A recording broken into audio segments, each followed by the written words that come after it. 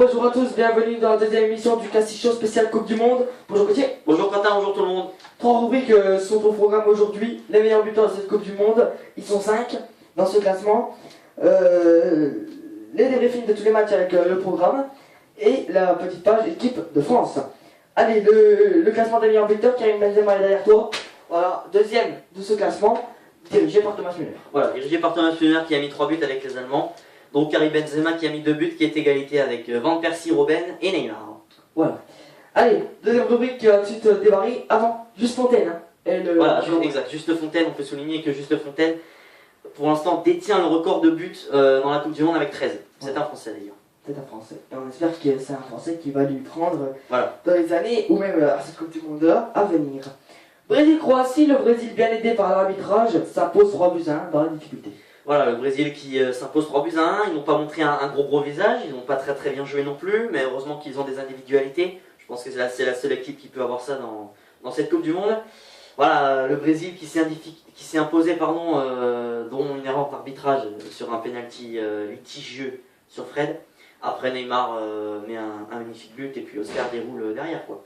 Donc voilà, victoire du Brésil, maintenant il va falloir confirmer ce soir contre le Mexique. Ouais, et il va falloir surtout se réveiller parce que, honnêtement, pour moi, le Brésil ne mérite pas du tout de gagner. Hein. Voilà, ils n'ont surtout pas très bien joué. C'est ça. Voilà. Le Mexique-Cameroun, le Cameroun bien aidé par l'arbitrage avec 2 buts qui auraient dû le valider, qui sont refusés aux Mexicains.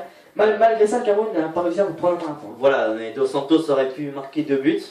Bon voilà, les Mexicains qui démarrent bien avec une victoire contre le Cameroun, 1-0. Maintenant les Camerounais, il va falloir vite réagir contre la Croatie et montrer un autre visage parce qu'ils n'ont pas été très bons pour l'instant. C'est ça.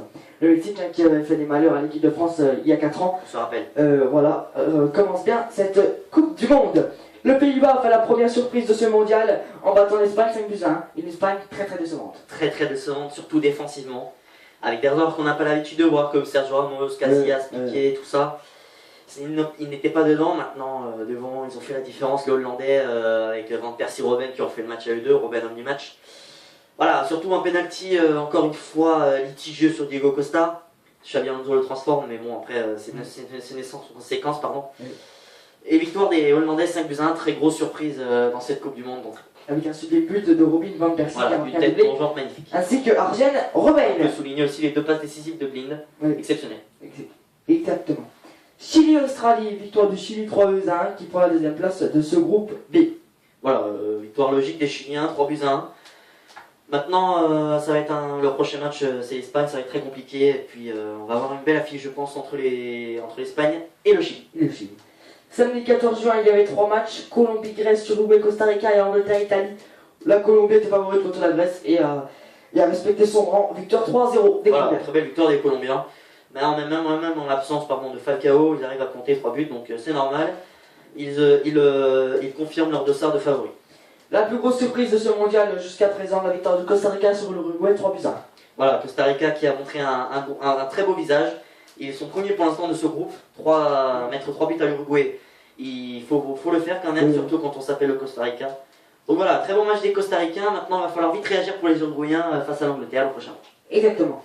Angleterre-Italie, victoire de l'Italie 2-1. Ils étaient pour toi favoris, pas pour moi, mais ils ont voilà, la plus belle affiche pour l'instant de cette Coupe du Monde, le plus beau match. Entre l'Angleterre et l'Italie, l'Italie a marqué 2 buts. Balotelli a tué ce match. Donc voilà, les Anglais vont devoir réagir. Maintenant, je pense que ce sera sans difficulté puisqu'ils sont très forts dans cette Coupe du Monde. Donc voilà, l'Italie est deuxième, mais je pense que c'est quasiment acquis la qualification, le prochain match Costa Rica. Je pense que ce sera sans difficulté pour les Italiens. Voilà, dimanche 15 juin, il y avait 4 matchs, Côte d'Ivoire, Japon, Suisse-Équateur, France-Honduras, Argentine, Bosnie, Irovine. La Côte d'Ivoire a battu le Japon 2-1 dans la difficulté avec un drôle pas remplaçant, mais la Côte d'Ivoire s'en est sortie. Voilà, victoire logique de la Côte d'Ivoire face au Japon, même si le Japon a fait un très bon match. Mais bon, la Côte d'Ivoire a très bien joué, ils ont produit un très beau football, et victoire de 1 des Ivoiriens. Voilà. Suisse-Équateur, la Suisse menée. D'ailleurs, la seule équipe africaine, excusez-moi de te couper, la seule équipe africaine qui a gagné. Voilà, exactement. Suisse-Équateur, la Suisse s'en sort, malgré mener 1-0. Ils marchent au deuxième but dans le temps additionnel, ce qui leur permet de prendre la deuxième place du groupe E. Voilà, très belle victoire des Suisses. Dans la difficulté, comme tu l'as dit, les Équatoriens n'ont pas montré un mauvais visage. Donc voilà, maintenant la Suisse va devoir réagir contre les Français. Oui. Et donc moi j'espère quand même que les Français vont gagner, hein, bien sûr. Oui. Mais bon, voilà, la Suisse a gagné 2-1 et se hisse à la deuxième place du groupe E, pardon. Voilà, derrière l'équipe de France qui sera posée 3-0 tranquillement contre l'Honduras. Tranquillement, on va débriefer après. C'est exactement dans la page de l'équipe de France. C'était à minuit le dimanche 15 juin ou le lundi 16 juin comme vous le voulez. Mais l'Argentine, dans tous les cas, a battu la Bosnie 2-1. Voilà, très belle victoire des Argentins, un très beau match encore une fois. Un but de Lionel Messi comme il sait le faire, il a traversé le terrain tout seul. Voilà, victoire des Argentins qui confirme pour l'instant leur dossard de favoris dans ce groupe F. Et puis ils se hissent maintenant à la première place de ce groupe. Voilà, lundi 16 juin, c'était mon anniversaire, c'était hier donc. Il y avait 3 matchs au programme, Allemagne-Portugal, Iran-Nigeria et Ghana-États-Unis. L'Allemagne a tranquillement battu le Portugal malgré bien aidé par l'arbitrage, mais voilà, 4-0. Voilà, même s'ils ont été aidés quand même, mais bon, les Allemands ont vraiment une très très grosse équipe, c'est une machine. Donc voilà, très belle victoire des Allemands, 4-0 face à des Portugais complètement inexistants. Je voudrais souligner quand même une mauvaise performance de Cristiano Ronaldo qui n'a toujours pas ouvert son compteur. Ouais. Et puis voilà, très belle victoire des Allemands, 4-0 et c'est un concurrent direct à cette Coupe du Monde. Voilà, donc alors que c'est mon favori, hein, l'Allemagne, je vous le rappelle. Donc l'Allemagne commence bien cette Coupe du Monde avec une victoire 4-0. Leur prochain match sera contre le Ghana le samedi 21 juin. Iran-Nigeria, un match très ennuyant. Le plus ennuyant de la Coupe du Monde pour l'instant, Iran-Nigeria 0-0. 0-0. Et c'est le premier match nul de la Coupe du Monde. Premier match nul, mais le premier 0-0 d'ailleurs. Ouais. Donc le match le plus ennuyant. Ghana-États-Unis, victoire des États-Unis 2-1, c'est une petite surprise. Voilà, victoire des Américains qui n'ont fait que défendre pendant cette rencontre. Ils ont marqué un but d'entrée, après ils ont fait que défendre, et puis les Ghanéens ont su réagir, mais ils ont pris un but juste derrière. Ouais. C'est dommage pour les Ghanéens, parce qu'ils ont un très très bon effectif, mais bon.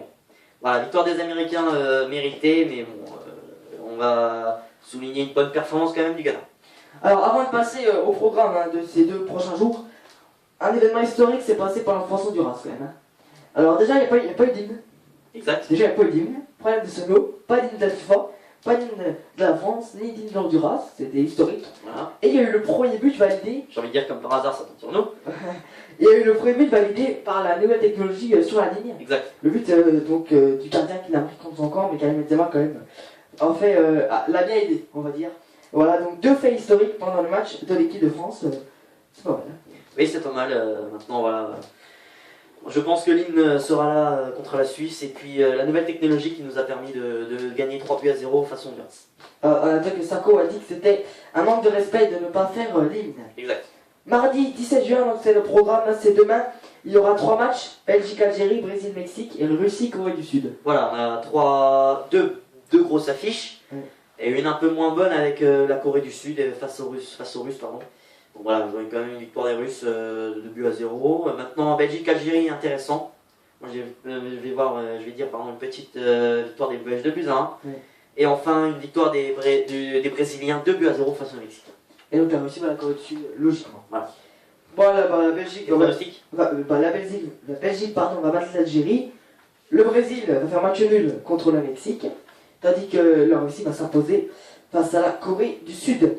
Le mercredi 18 juin, Australie, Pays-Bas, Espagne, Chili, Cameroun, Croatie, des pronostics.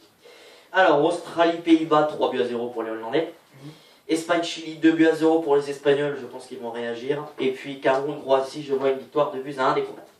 Voilà, moi je vois victoire 3-0 des Pays-Bas sans aucune difficulté. Le Chili faire un partout contre les Espagnols. Et la victoire du Cameroun, 2-0 contre la Croatie. Le Cameroun va réagir. Voilà, on va se retrouver. On va faire la page d'équipe de France, hein. Avant de se quitter, donc victoire de la France 3-0 contre Honduras. Tranquillement. Tranquillement. Maintenant, on a eu très peur pour plusieurs joueurs. Je vais dire Pogba, Patrice Evra, Balbuena. On a eu peur pour ces joueurs-là parce que Balbuena s'est sacrément fait tacler dans ce match. Il y a eu beaucoup de cartons, un carton rouge d'ailleurs.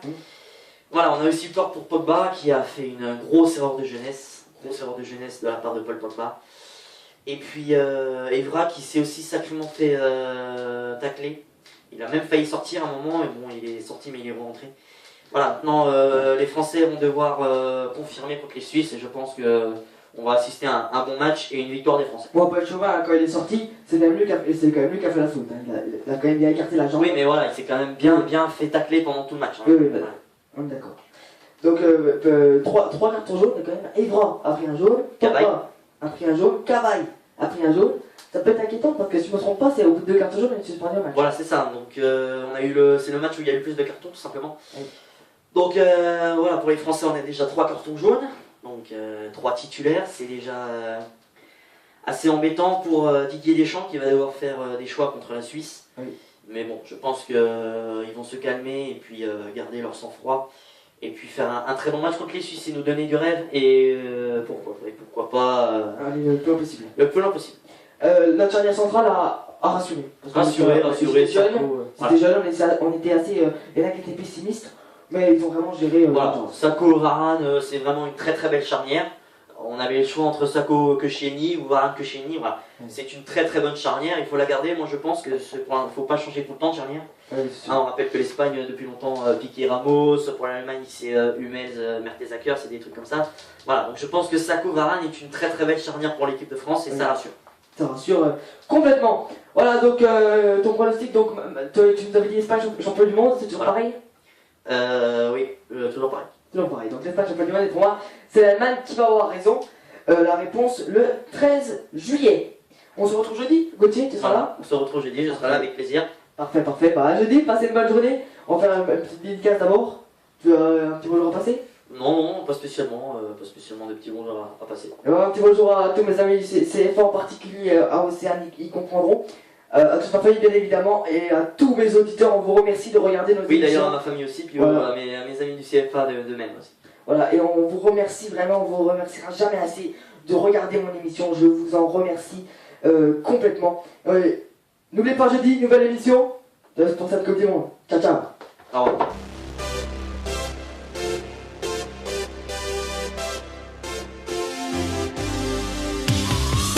Bonjour à tous, bienvenue. Oh putain. Bonjour à tous, bienvenue dans la nouvelle émission du classification de la Coupe du Monde. Très bien, bonjour Gauthier. Bonjour Pierre.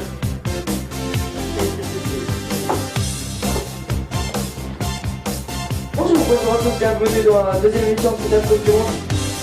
Bonjour, bonjour à tous. Bonjour à tous.